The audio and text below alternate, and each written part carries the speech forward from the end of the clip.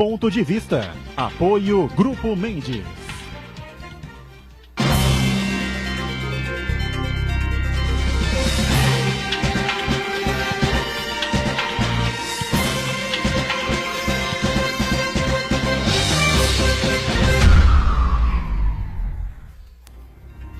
Olá, estamos começando aqui mais um Ponto de Vista, você sempre acompanhando a gente, conferindo conosco a discussão, o debate, não é? Sempre em cima da pauta aqui da cidade, dos temas e dos assuntos importantes aqui da nossa região metropolitana e sempre também a discussão e os debates em cima dos temas de interesse nacional, que são inúmeros, não é? As coisas acontecem numa proporção, numa velocidade espantosa no dia a dia da nossa república, não é? Sempre confirmando para você também, programa ao vivo 1h30 da tarde, não é? Horário do almoço, tradição da discussão de todos esses temas que a gente coloca na mesa e ainda a nossa reprise diária aqui no Santa Cecília TV, à 1h30 da manhã, enquanto a TV transmite os jogos da Unisanta. Hoje já na fase final e amanhã a festa de encerramento, na quinta-feira. Sexta-feira, portanto, voltamos à programação normal, os horários normais, habituais aqui na Santa Cecília TV e a reprise do Ponto de Vista volta então às 20 horas, 8 da noite. Hoje um tema bastante duro, bastante difícil, espinhoso na verdade, né? A questão da pornografia infantil e também o combate à pornografia infantil e, consequentemente, à pedofilia também.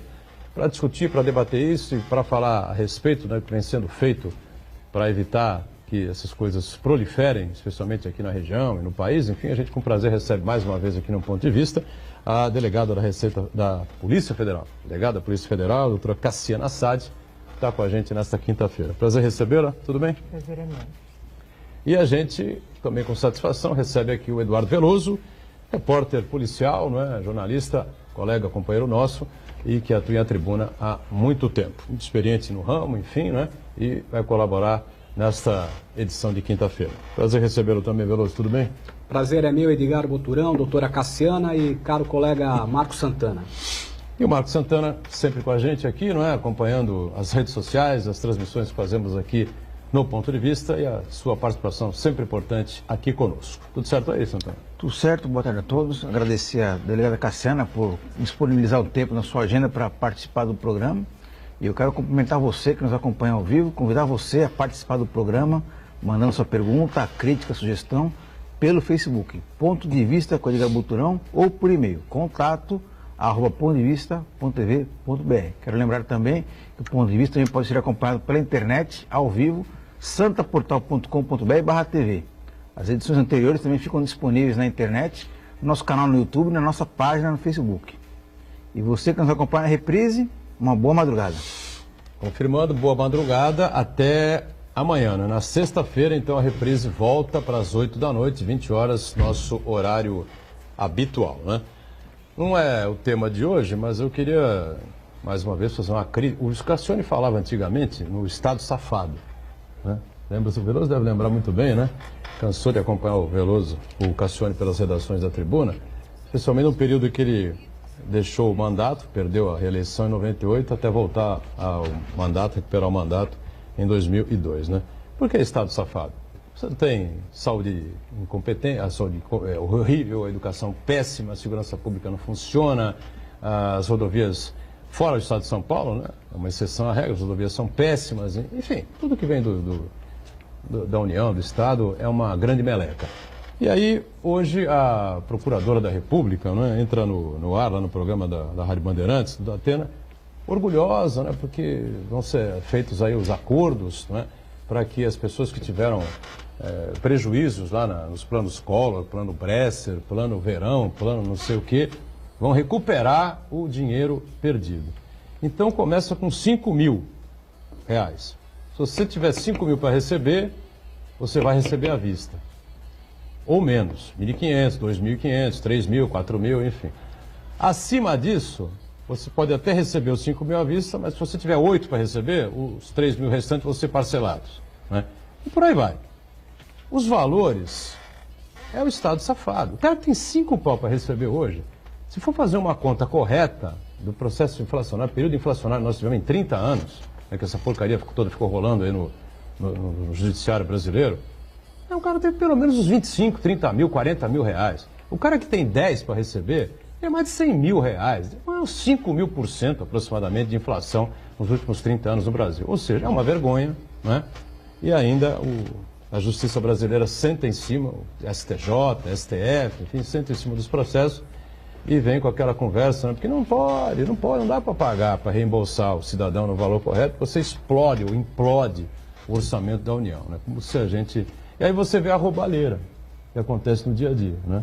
Ou seja, você... No caso, eu tenho um processo também, na verdade é do meu pai. Tungado umas 20 vezes, né, na sua vida. Ele foi um cara honesto, trabalhador, enfim, colaborou para 20 salários mínimos de aposentadoria, recebeu por 5, 6 meses, depois tungaram, começaram a pagar só 10. Aí teve empréstimo compulsório num carro que ele comprou, na época do Sarney, recebeu 15 anos depois um valor 30, 40 vezes abaixo do que seria razoável. E assim vai, né, assim caminha a humanidade no nosso país. Mas o tema hoje é a pornografia infantil, que é outra coisa assim impressionantemente revoltante, não é? Mas que a grande maioria das pessoas não se liga muito no que está acontecendo, né? Cassiano, a impressão que eu tenho é essa, né? Como é que você vê isso? Eu acho que nos últimos 2 anos talvez tenha havido um incremento, um combate de maneira pública mais intensificado, que tem despertado nas pessoas um interesse pelo assunto, em como se proteger, como proteger o filho, em saber mais a respeito. A gente observa que algumas notícias sobre o tema que saem na imprensa acabam sendo as mais lidas e, paralelamente a isso, de fato, a polícia, tanto a federal como as polícias civis do Brasil, tem incrementado suas ações na área. Isso tem, de fato, ocorrido nesses últimos 2 anos, principalmente no último ano. É porque a mídia tem dado um espaço maior, me parece, né? E as operações da polícia também vêm sendo, recebendo a cobertura mais forte também, né, Veloso? Acho que isso desperta também uma certa atenção a mais, né? É correto, é um tema que causa bastante clamor, bastante interesse da comunidade, porque, afinal de contas, tem como vítimas crianças, menores, impúberes, e houve por parte da legislação a criação, a tipificação de condutas, né, que passaram a ser criminosas, tipificação essa num passado até recente, e a Polícia Federal e as polícias civis estaduais, elas acabaram criando setores, delegacias, divisões especializadas para coibir esse tipo de crime, né, de pedofilia, principalmente cometido por meio da internet. Eu sou um cara que uso a internet, uso as redes sociais, assim, no limite, não é, do estritamente necessário, né? Então, não sou nenhum grande especialista, mas tenho 2 filhos, né? Um de 24, outro de 20 anos de idade, e eles acompanham as redes sociais, de vez em quando eles aparecem com umas barbaridades e tal, para mostrar o que está acontecendo aqui, olha o que faz isso aqui e tal. E às vezes saem coisas nos jornais, né, ou na TV, enfim, que eles vêm falar, pô, mas agora que está saindo isso aí, isso é coisa de 3, 4 anos atrás, tá, jura, é verdade? Tá. O que a gente caracteriza como pornografia infantil? São imagens, no caso a pornografia infantil, especificamente por meio da internet, tem as figuras criminosas elencadas basicamente no Estatuto da Criança e do Adolescente, e seria a posse, basicamente a posse, a produção e a disponibilização de material de conteúdo pornográfico envolvendo crianças e adolescentes. E adolescentes, portanto, indivíduos que têm menos de 18 anos. Para efeito de lei, a pornografia infantil abrange todas essas pessoas. Porque a gente imagina sempre uma criança como sujeito daquele material, mas muitas vezes o conteúdo pornográfico ele envolve menores de 18 e próximo a essa idade. Cenas de abuso sexual, de violência sexual e, mais uma vez, recentemente, o Superior Tribunal de Justiça confirmou o entendimento. Isso é muito importante do ponto de vista de persecução penal. Ele confirmou o entendimento de que Não necessariamente a criança necessita estar nua naquelas imagens para configurar o conteúdo pedopornográfico. Então, a criança pode estar vestida, mas se ela estiver numa situação de cunho sexual, de abuso sexual, aquele material, tecnicamente, para efeito jurídico, é considerado pornografia infantil. Nós tivemos algumas situações em que crianças na faixa ali de 6, 7 anos tiveram as imagens captadas indevidamente.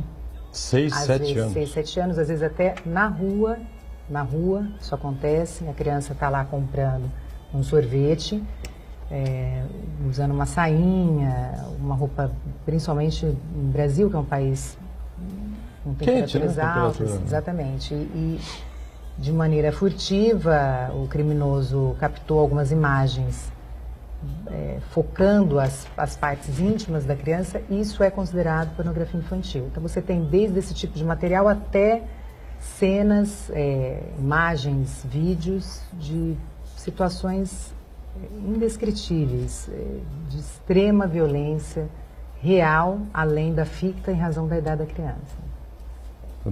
Doutora Cassiana, a senhora no ano passado esteve aqui no programa, e eu lembro que naquela oportunidade a gente comentou que a primeira impressão do grande público, que parece que o número de casos envolvendo pedofilia, exploração sexual de crianças, parece que aumentou assustadoramente, mas na verdade o que parece que aumentou foi o número de notificações, de registro dessas ocorrências, porque os abusos, as violências sempre vinham sendo praticados e isso aí ficava, parece que no limbo ali, as pessoas não denunciavam, muitas vezes não identificavam aqueles atos como uma violência contra as crianças. Eu queria saber, daquele período que a senhora participou do programa até agora, o que mudou em relação a esses crimes sexuais contra crianças? Aumentou o número de notificações ou também, será que também aumentou o número de casos de violências? Aumentou o número de notificações, no meu entendimento. Tem muitos dados em torno desse assunto, alguns que não são possíveis de serem aprofundados, diversas informações, às vezes algumas desencontradas, mas o que a gente percebe é que o número de notificações aumentou, e muito também porque a própria internet dá essa visibilidade. Uma outra frente também são as campanhas que têm de maneira mais incisiva para que as pessoas denunciem. Então, uma série de canais de denúncias que são disponibilizados à população, desde SaferNet, várias outras ONGs, o Disque 100. Então, isso leva necessariamente a um aumento. E do ponto de vista de notificação do abuso sexual em si, dos crimes sexuais envolvendo criança, são de notificação compulsória, e isso tem acontecido cada vez mais. As pessoas denunciam, porque a violência contra a mulher, durante muitos e muitos anos, tinha sempre aquele detalhe, aquela questão do medo, da vergonha, enfim, né, da insegurança da pessoa ir lá e fazer a denúncia contra o marido, o companheiro, o namorado, seja lá o que for, né? No caso, assim, de crianças, de pais, enfim, né? Existe também essa coisa, assim, de não querer expor mais a criança, e isso dificulta ainda mais a resolução desses casos, enfim, ou a inibição desses casos, né? A gente tem que lembrar que boa parte dos crimes sexuais envolvendo criança e adolescente são cometidos no âmbito familiar, de relações domésticas, de relações... Então, o agressor é muito próximo da criança. Isso coloca todos numa posição de muito sensível, porque a criança muitas vezes confiava naquela pessoa, tem uma relação muito próxima, às vezes passa a ser ameaçada, parentes em quem ela gosta, confia, tem uma relação amigável com o agressor. Isso tudo torna a situação muito complicada. E existe, de fato, nessa área de crimes sexuais, uma síndrome do silêncio. A criança, o adolescente, muitas vezes, já até em razão do sentimento de culpa que acomete a eles por conta do abuso, existe um medo imenso de ninguém acreditar na palavra dele. E isso acontece. Muitas vezes, situações gravíssimas de abuso sexual demoram a ser descobertas, tornadas públicas, ir para a esfera da persecução penal, porque a vítima não tem a quem recorrer, ela se coloca e se fecha num silêncio que muitas vezes só vai ser quebrado quando ela atinge a maioridade. Ela se sente mais segura para aquilo. Então, às vezes, demora 5, 6, 10 anos para ela falar no assunto. Porão Veloso. Fora o aumento do número de notificações, eu verifico também que houve, por parte da Polícia Federal e das polícias civis estaduais, um aprimoramento na investigação desse tipo de crime, uma capacitação e também um investimento tecnológico. Então tem muitos casos que acabam nem sendo notificados, mas dentro de um serviço de investigação, serviço de inteligência, acabam sendo descobertos pelas polícias civis e federal por conta de uma apuração voltada especificamente para a repressão desse tipo de crime. Semana passada, em âmbito nacional, o Ministério Extraordinário da Segurança Pública deflagrou a segunda fase da Operação Luz da Infância, em âmbito nacional. E pessoas acabaram sendo presas porque em suas casas armazenavam imagens, arquivos de vídeo, fotografias em computadores, telefones, outros dispositivos eletrônicos, com crianças e adolescentes em cenas de sexo ou pornográfica, e pessoas que até então estavam até no seu meio social e familiar acima de qualquer suspeitas. Aqui na região foram 4 pessoas presas, e em âmbito nacional surpreendeu advogados, professores, universitários, policiais também, pessoas de todas as classes socioeconômicas sendo presas em flagrante por conta desse crime. Casos que não foram notificados, mas sim descobertos dentro de um trabalho de investigação, de inteligência, por conta dos investimentos tecnológicos e também da capacitação técnica que vem sendo realizada aí ao longo dos últimos anos, principalmente. Muito bem, é verdade, é por aí mesmo. Eu me lembrei agora do Spotlight. Assistiu esse filme? Assistiu o Spotlight? Sim. Com o Michael Keaton, né?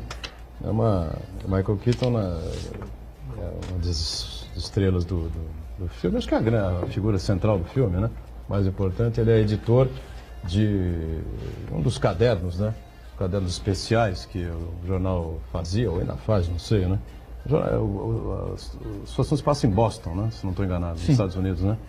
E aí eles descobrem lá um fiapo, né, que pode levar a público e abrir para toda a sociedade os escândalos da pedofilia na Igreja Católica, enfim, local, com bispos, com padres e essa coisa toda, né? Mas, na verdade, você tem que provar, tem que ter um testemunho, alguém tem que abrir a boca, alguém tem que falar, né, para que a coisa comece a andar. Eles fizeram a matéria, o filme é verídico, é uma história verídica, né? É uma grande reportagem que levou um ano e meio, né, para ser destrinchada e para eles terem realmente a segurança, correram o risco até de perder a matéria para jornais concorrentes, essa coisa toda, né, faz parte. Mas essa coisa só lembrando esse tema, para focar como o espaço que a mídia dá para esse tipo de assunto, esse tipo de cobertura, é importante, né? Porque a gente está falando aqui, as pessoas podem estar se linkando em casa de alguma coisa que está acontecendo de diferente na família e que precisa ser, talvez, até discutido, né, doutora? Sim, a criança vítima de abuso sexual ou até desse assédio na internet, isso é muito importante falar depois aqui no programa, ela passa a ter um comportamento diferente, terror noturno, medo excessivo, às vezes até uma agressividade diferente, ela muda. Isso é muito importante fixar, porque não só os pais, mas também as escolas acabam tendo um papel fundamental nisso, na percepção dessa mudança de comportamento. Às vezes não é o abuso sexual, pode estar acontecendo um outro tipo de violência, mas pode ser o abuso sexual, que por si só, algo muito difícil de fazer com que a criança narre de imediato, né?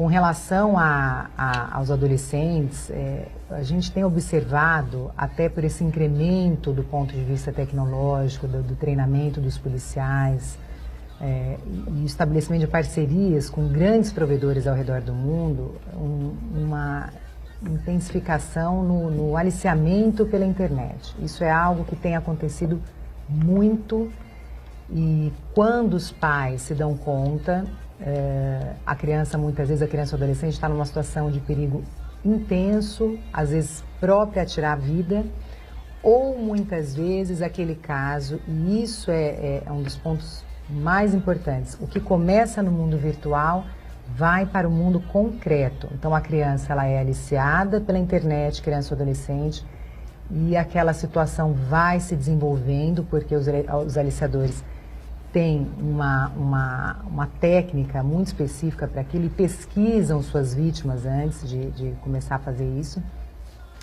a ponto de, porque o objetivo maior muitas vezes é tirar aquilo do mundo virtual e ir para o concreto, para a situação real de abuso sexual. Isso é algo que os pais têm que observar diuturnamente, porque tem me assustado alguns casos que eu andei vendo, até por meio de colegas ao redor do Brasil, do mundo, criminosos aqui fazendo vítimas no exterior e vice-versa. Então, são coisas assim impressionantes, a rapidez com que esses criminosos conseguem fazer com que crianças e adolescentes produzam seu material de pornografia infantil e disponibilize para ele. Vamos fazer um rápido intervalo, já tem até alguns questionamentos aí, com comentários com o Santana. A gente volta em instantes para continuar esse assunto que é realmente revoltante, né? Claro, mas está crescendo assustadoramente. Você vai entender agora no próximo bloco por que essa turma faz esse tipo de coisa, né? Vale muita grana, né? E a doutora Cassiana vai explicar direitinho. Voltamos já já.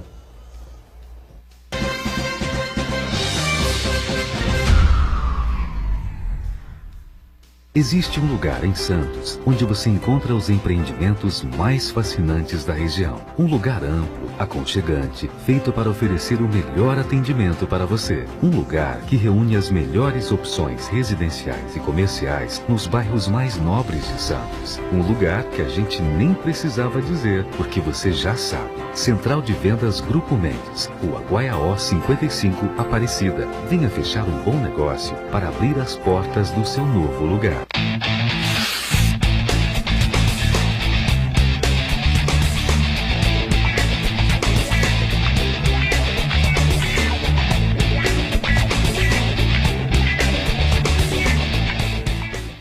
A sua música.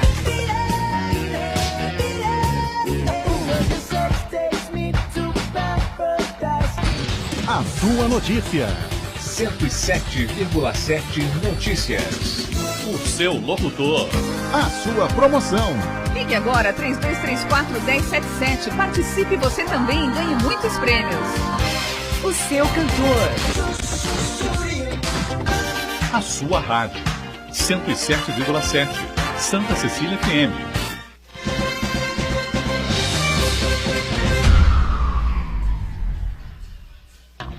Muito bem, sequência aqui, a volta do ponto de vista, com a participação sempre importante da Cassiana Assad, delegada da Polícia Federal aqui em Santos, o nosso Eduardo Veloso, repórter policial de A Tribuna, e o Marcos Santana, atento aí às redes sociais, já tem uma participação com a gente. O Uriel Vilas Boas participa com a gente, faz duas perguntas interessantes.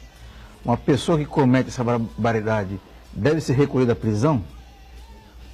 E outra, tem cura a pedofilia? E ele pergunta também se a pedofilia pode ser encontrada entre as mulheres. Pedofilia, tem cura a pedofilia a partir do momento que você considera esse cidadão com um desvio psiquiátrico, mas tem o lado comercial também da coisa, né?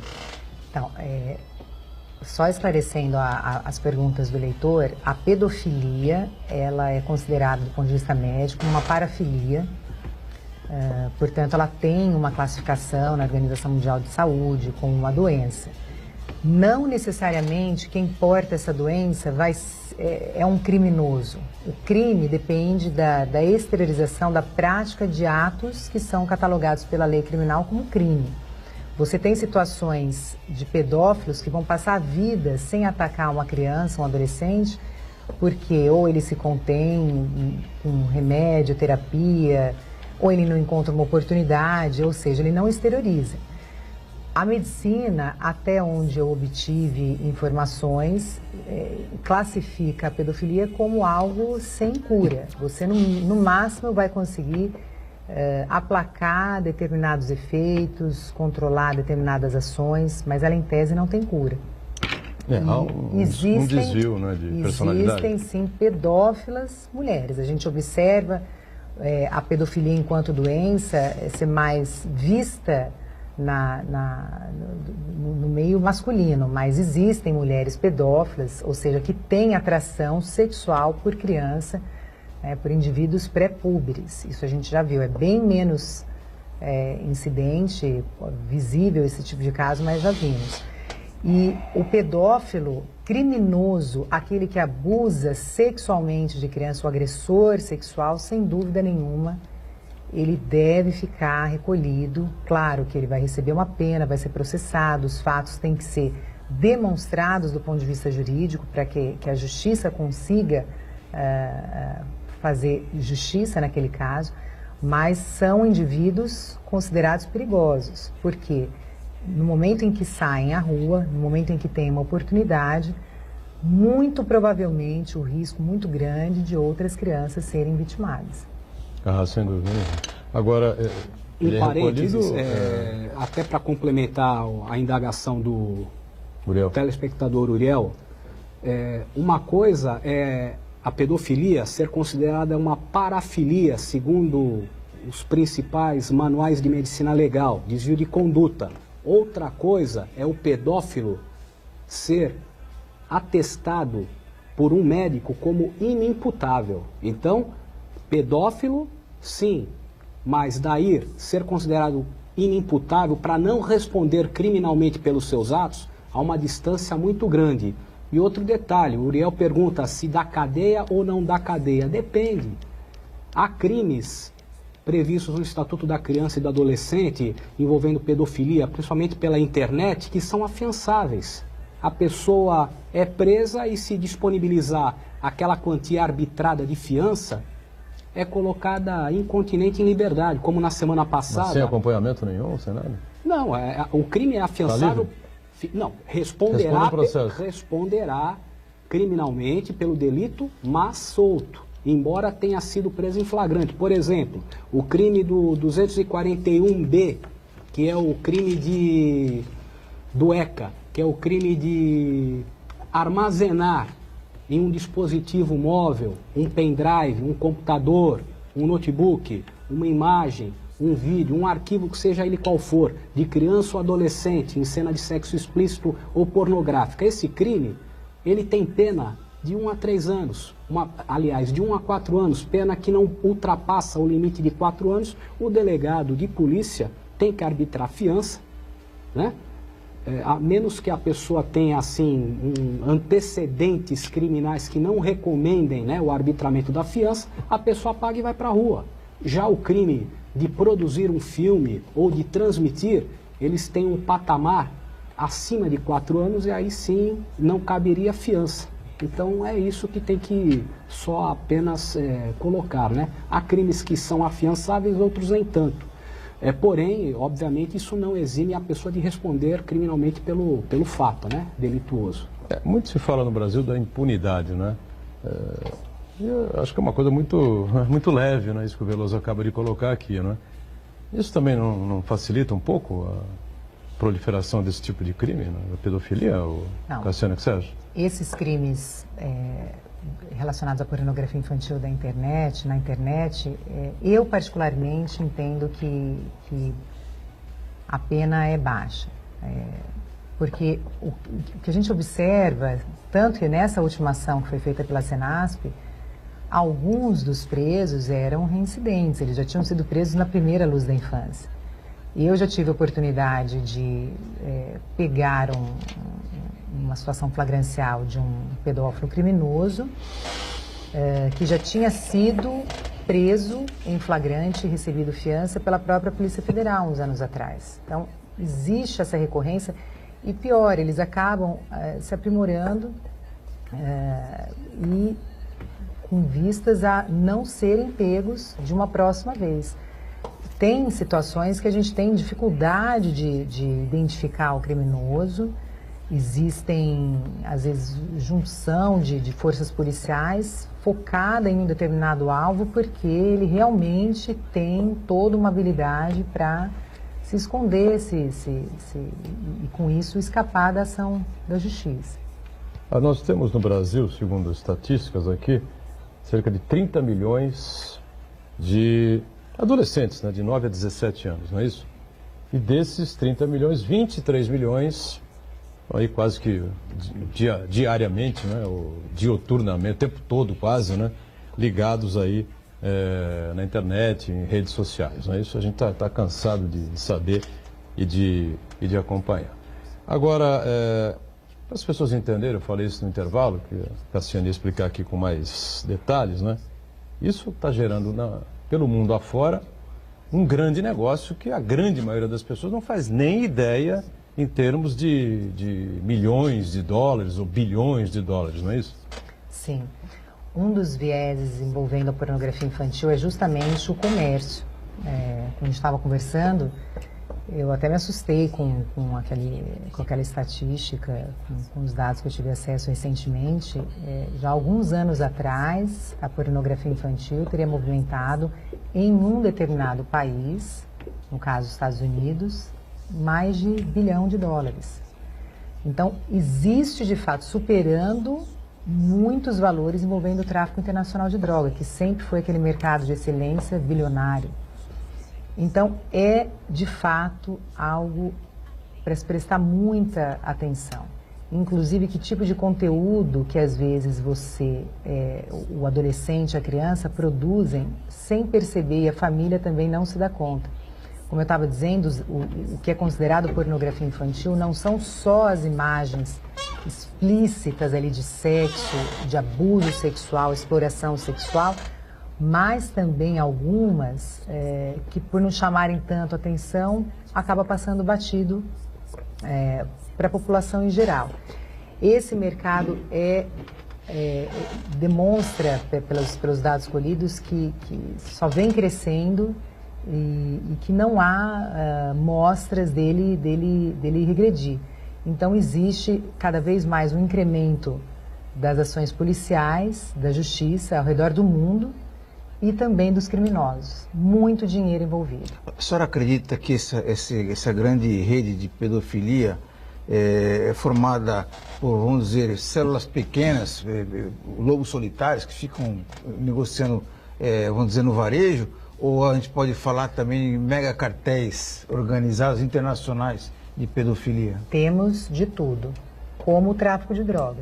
Você tem as organizações pequenas e as maiores mais estruturadas.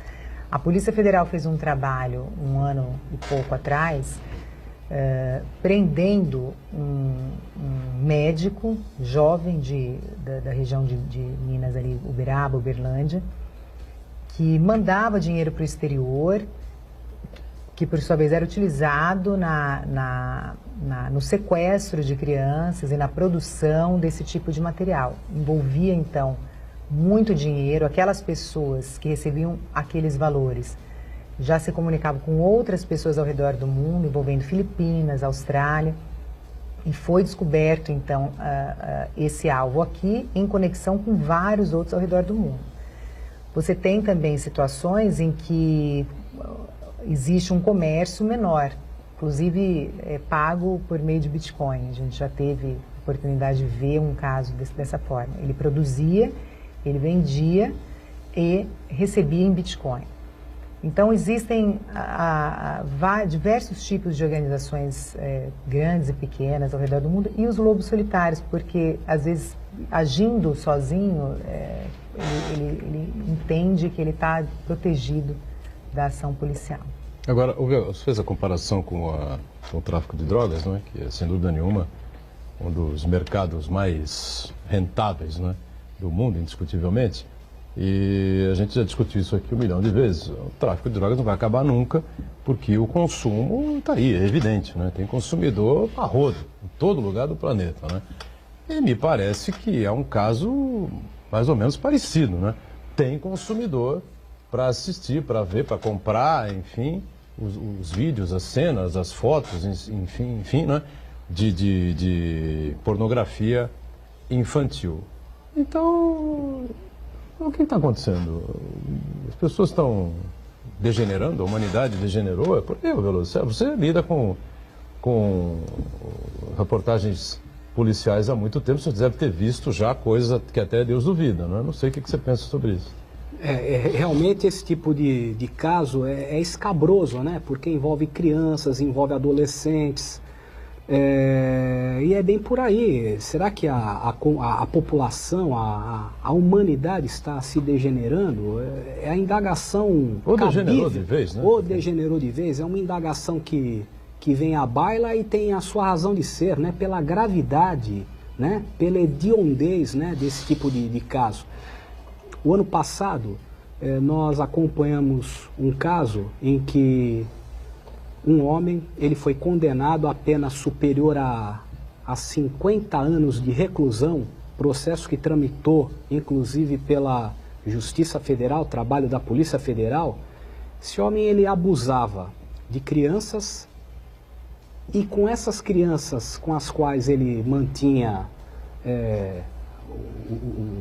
os abusos sexuais, ele também filmava, gravava e transmitia esses dados.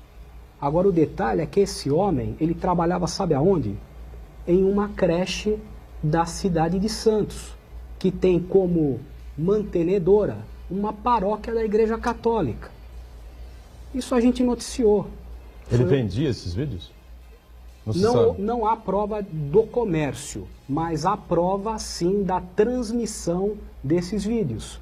Até porque ele mantinha contato com outros pedófilos de outras cidades, outros estados, para transmissão e recebimento de vídeos com esse tipo de conteúdo.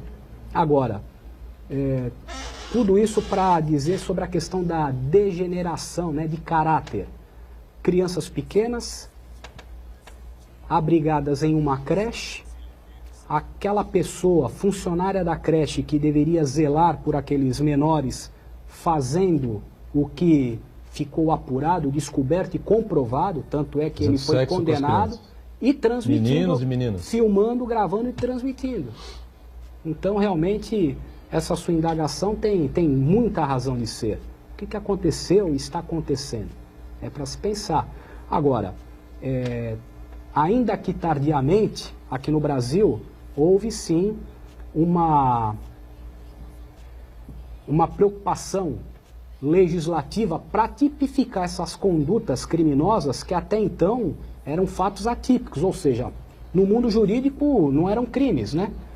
E como você fez aquela comparação da pedofilia com o tráfico, né? Que o tráfico só se movimenta por conta da demanda de viciados e na pedofilia tem essas pessoas que podem ter o escopo econômico, patrimonial, mas porque também tem na outra ponta aqueles potenciais consumidores. Então a legislação ela procurou agravar a conduta de quem filma, quem produz, aquele que além disso transmite e aquele que simplesmente recebe e armazena, né? Que seria, entre aspas, o viciado, o usuário, né?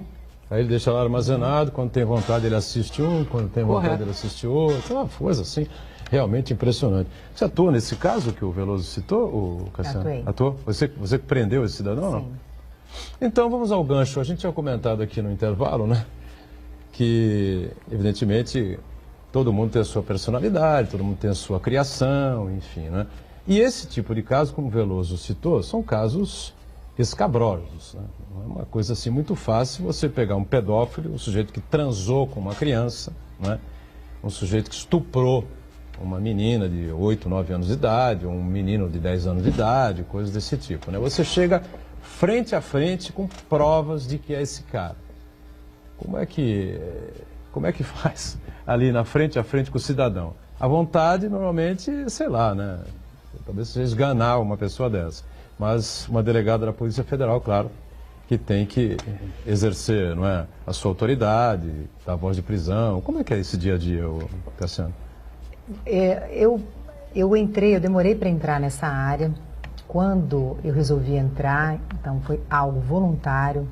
Dentro da Polícia Federal, nós procuramos fazer com que isso seja algo voluntário por parte dos policiais que vão atuar no combate à pornografia infantil, porque tem muito impacto na vida pessoal de alguns colegas. Particularmente, eu não notei em mim algo que me abalasse emocionalmente, que me deixasse, que eu tivesse sequelas por ter contato com aquilo. Pelo contrário, quando eu me deparo com situações assim, eu penso do ponto de vista jurídico, estratégico, como é que eu vou conduzir aquela investigação, o que é importante destacar, que provas são fundamentais de serem produzidas, para que o Ministério Público tenha condições de oferecer uma boa denúncia e a Justiça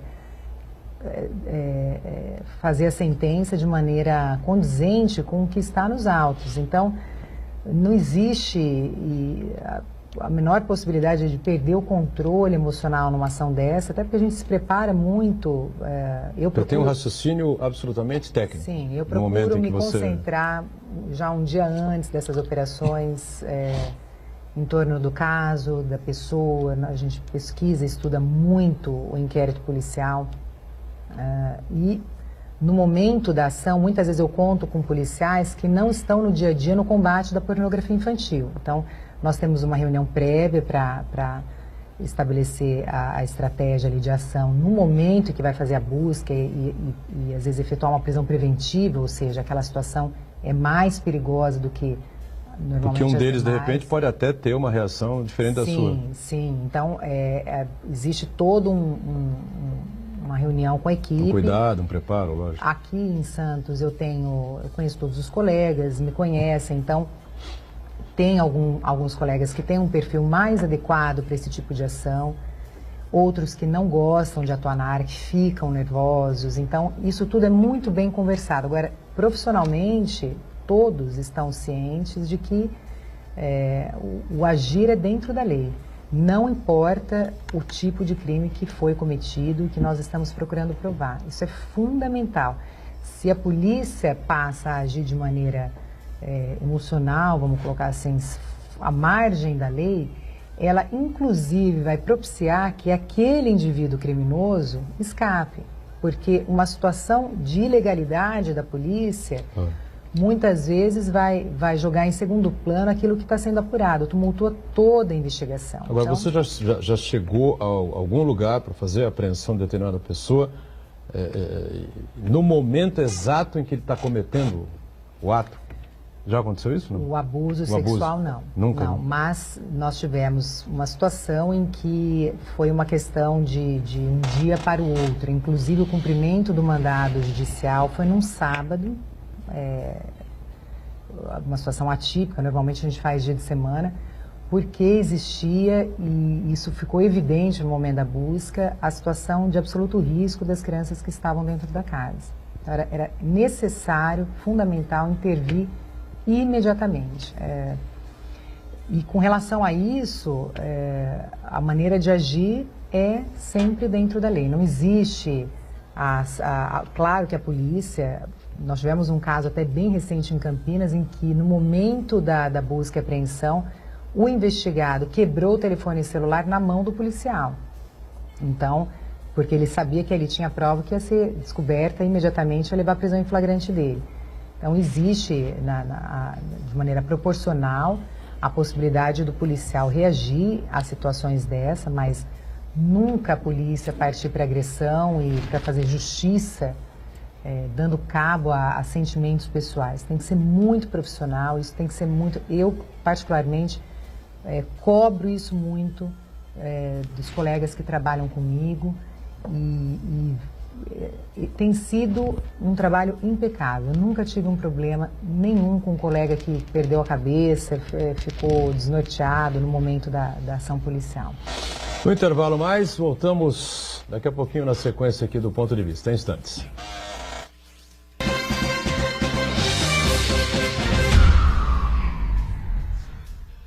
Existe um lugar em Santos onde você encontra os empreendimentos mais fascinantes da região. Um lugar amplo, aconchegante, feito para oferecer o melhor atendimento para você. Um lugar que reúne as melhores opções residenciais e comerciais nos bairros mais nobres de Santos. Um lugar que a gente nem precisava dizer, porque você já sabe. Central de Vendas Grupo Mendes, Rua Guaiaó 55, Aparecida. Venha fechar um bom negócio para abrir as portas do seu novo lugar. Santa Cecília TV no canal 52.1 HD. Se você ainda está com dificuldade de sintonizar a Santa Cecília TV em alta definição pelo sinal digital, você precisa escanear os canais da sua TV através da autoprogramação no seu controle remoto. É bem simples e você sintoniza os nossos programas com qualidade digital de imagem e som sem pagar nada por isso. Santa Cecília TV 52.1. Escaneie e sintonize a maior programação regional da sua TV em alta definição. Você é forte e está na hora de mostrar que você pode tudo, que o mundo está preparado para você, que os amigos, que a família se orgulham de você. Chegou o seu tempo de voar mais alto. Vá em frente, tenha foco e determinação. Não fuja dos desafios, pois são eles que te levarão ao sucesso. Supere, deixe a Unisanta inspirar você.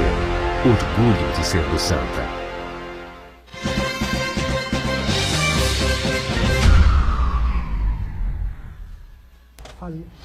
Tudo bem, sequência aqui do ponto de vista. Marcos Santana aí já com pergunta pronta aí para a doutora Cassiana, né, Santana? É um assunto muito árido e também é um assunto, um tipo de investigação muito difícil de ser feito, né? Porque os crimes acontecem pela internet. Eu queria saber da senhora como se dá o mecanismo de investigação de crimes virtuais, de rastrear, de localizar fisicamente um crime que acontece no ambiente virtual, e que eu queria que a senhora explicasse também como se dá a atuação da polícia no ambiente Deep Web, que é o lado B da internet, que as pessoas normais como nós acessamos. Existem várias técnicas investigativas, de fato é uma investigação tecnológica. Dependendo de como o criminoso atua, você vai empregar uma técnica ou outra. Nós não podemos, eu particularmente evito falar de como é feita uma investigação de maneira detalhada, até para não alertar e não ensinar o lado de lá. Mas seguramente você chega ao criminoso. Às vezes acontece dele ter recursos a mais, habilidades a mais, ele consegue se esconder. Só que, como eu estava falando, existem várias ferramentas, existem várias parcerias, inclusive com grandes provedores, e mais hora, menos hora, você consegue pegar. Um tempo atrás, eu estava meio, com relação ao caso, eu estava meio desiludida, porque eu vi que se tratava de um baita de um aliciador pela internet, ele usava muito Facebook. Falei, como é que nós vamos pegar esse indivíduo? Tá difícil descobrir a identidade dele, porque ele formava vários perfis fakes para atrair as vítimas, mas no fim das contas acabou sendo descoberto. Então existem diversas ferramentas, é muito importante fixar isso, porque no momento da apuração, depois, quando a operação é deflagrada, muitos tentam falar foi vírus, foi isso, ou baixei sem querer, não mandei, alguém invadiu meu computador. Isso tudo numa investigação desse nível fica muito bem demonstrado, se sim, se não, certo? A outra pergunta? Sobre a Deep Web, né? A Deep Web é um ambiente que está aí e que muito frequentado por criminosos que buscam comercialização de armas, de droga, contratação de assassinato, mas principalmente pelos pedófilos criminosos. Ali é um ambiente de excelência de muitos deles. A gente nota criminosos que começam baixando arquivos por programas ponto a ponto, e que é internet ainda indexada, está na superfície, e daqui a pouco eles estão indo para a Deep Web, no intuito de se resguardar. As polícias, não só a federal, elas têm cada vez mais criado técnicas de investigação nesse ambiente. Então, é fato, podem observar, de tempos em tempos, saem operações deflagradas por aí envolvendo infiltração e uma série de ferramentas investigativas que são utilizadas.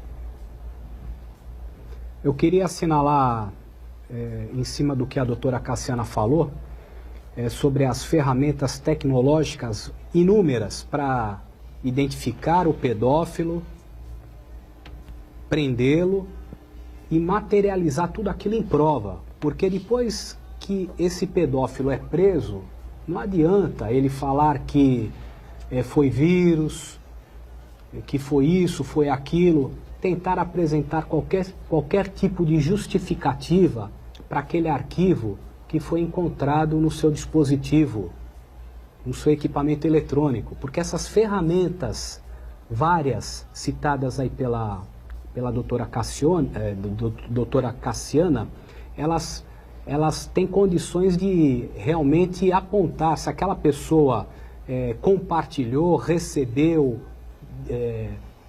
consentindo, ou se foi um vírus, alguma coisa nesse sentido. E tem condutas que são tipificadas como crime, que muitas pessoas imaginam que é uma coisa insignificante, que não é nada, mas aos olhos da lei é crime e essa pessoa está incorrendo num fato delituoso, como, por exemplo, o crime do 241C do ECA, do Estatuto da Criança e do Adolescente, que fala na simulação de participação de criança ou adolescente. O que seria isso? A pessoa pega um vídeo pornográfico, erótico, de um adulto, seja ele quem for, e faz uma manipulação de imagem, uma montagem, colocando um rosto de criança, ou um rosto adulto e um corpo de criança, não importa. A pessoa não filmou, não produziu, mas fez essa manipulação. É um crime específico previsto na legislação e, portanto, passível de responsabilização penal ao seu autor. Já pegaram também esse tipo de atuação, esse tipo de crime, não? Esse tipo de... Aqui em Santos, não. Teve outros locais que sim. Isso acaba acontecendo e sendo muito comum entre os adolescentes. Às vezes para um prejudicar o outro, fazer uma pegadinha. Então, eles fazem essas manipulações e jogam na internet, circula. Isso, de fato, é crime. Mas se o adolescente pratica, aí não é crime. É um ato infracional. É um ato infracional. E muitas vezes, por conta de ações daquele adolescente na internet, irresponsáveis, descuidadas, ele dá causa a que a Polícia Federal ou Civil bata no dia na porta da casa dele com mandado de busca e apreensão. Justamente por conta dessas investigações tecnológicas que chega até aquele local. E aí pode parar na Fundação Casa? Pode parar na Fundação Casa, até que não pare na Fundação Casa, pode colocar na berlinda toda a família, por exemplo, claro. Irmãos maiores, até o próprio pai. Pode ter consequência terrível. Claro, a semana passada, a Polícia Civil cumpriu um mandado de busca e apreensão no âmbito dessa operação Luz da Infância Fase 2, aqui no bairro do Campo Grande. Foram para a Delegacia de Investigações Gerais uma mulher e 2 homens. Os 3 são irmãos, por conta de conteúdo impróprio apreendido em equipamentos, computadores da casa. Quem manipulou aquele equipamento com aquela imagem? A polícia está averiguando, mas até que se apure o autor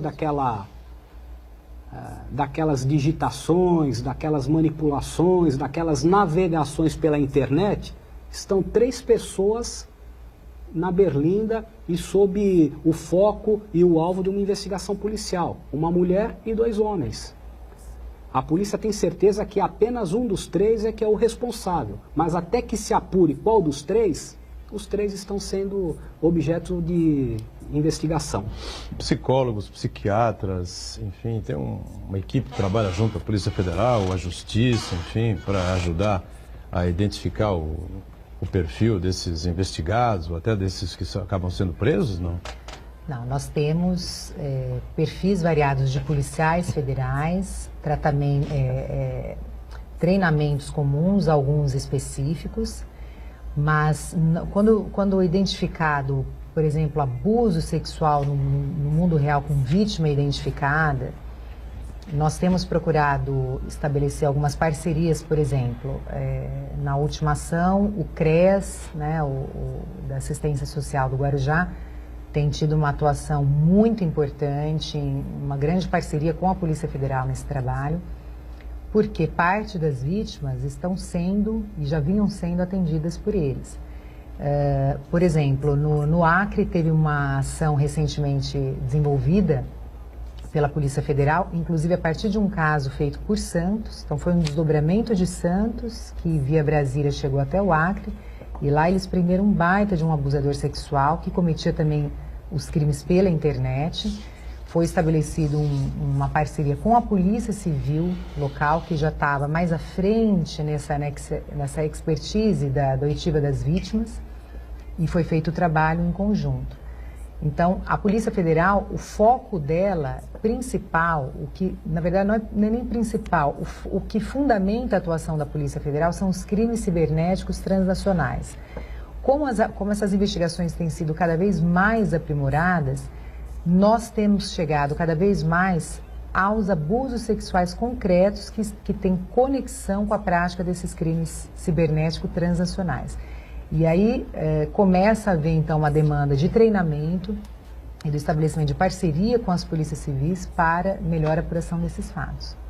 Agora, a Europa, por exemplo, Estados Unidos, enfim, você tem sempre ali estatísticas, né, no que diz respeito ao tráfico de drogas, né, o crescimento tanto, né, do ano para o outro aumentou um X%, na América Latina aqui, nós temos como é que chama, as passagens da droga, o Brasil é um local de passagem para determinados países, outros, enfim.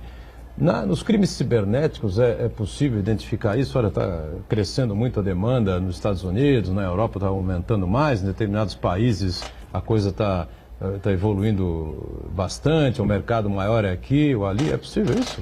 Sim, existem inúmeros dados colhidos de maneira permanente, comparados de um ano para outro.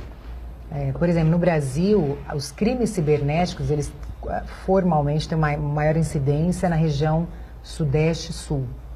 Mas não necessariamente os crimes sexuais acontecem proporcionalmente mais nessa área. A região Norte, a gente sabe que é celeiro de abuso sexual de criança, inclusive porque, infelizmente, do ponto de vista cultural, existe aquela ideia de que tem 12 anos, 13 anos, já é normal, né? Quando, do ponto de vista criminal, é estupro, né? Uma adolescente com menos de 14 anos que tem relação sexual, ele é vítima de estupro, mesmo que ele, em tese, consinta. Ao redor do mundo tem-se observado, da mesma forma que as ações policiais do ponto de vista mundial. As polícias têm cada vez mais se unido nessas batalhas constantes, desenvolvendo programas de comunicação imediata. O policial está, por exemplo, em determinado país da Europa, ele se conversa com outros policiais ao redor do mundo para saber o que é aquela imagem com aquele logo, com aquela bandeira que aparece na cena de abuso sexual da criança tal, tudo com vistas a identificar essas vítimas. Muito interessante e importante isso, porque o pessoal sempre trabalhou com uma separação, não, delito cibernético, não, crime sexual por um lado, mas o que tem havido com o aprimoramento dessas técnicas investigativas e treinamento dos policiais o crime cibernético, ele acaba sendo um condutor para você chegar até os crimes sexuais, inibindo-os e resgatando essas vítimas da situação de abuso e exploração sexual ao redor do mundo. Bom, o que a gente precisa, rapidamente, né, estamos no finzinho aqui do ponto de vista dessa edição de quinta-feira, para que, de maneira as pessoas podem colaborar um pouco mais aí com a polícia, ajudar a polícia, não é? Existe algum número, um site, enfim, que se possa colaborar quando há alguma desconfiança, enfim?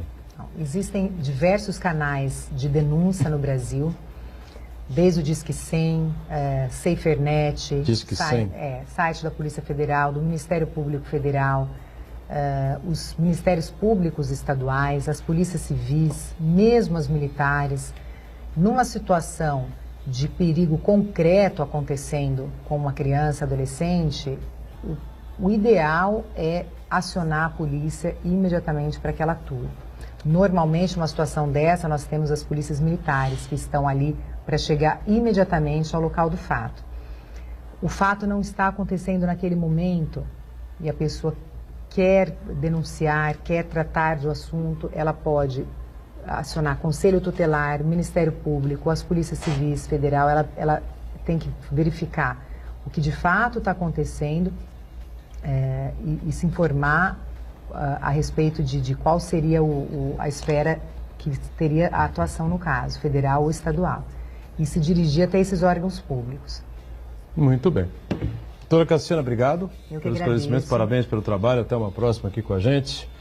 Eduardo Veloso, companheiro jornalista, repórter da Tribuna e diretor aqui do www.vadenews.com.br, tá certo? É isso? Não, editor, né? Isso editor mesmo. Do editor do site Vadenews, obrigado também por estar com a gente. E o Marcos Santana está sempre conosco, a gente de segunda a sexta com você ao vivo, 1h30 da tarde, reprise 1h30 da manhã, até sexta-feira, quando tudo volta ao normal, a reprise volta às 8 da noite. Obrigado, valeu, gente.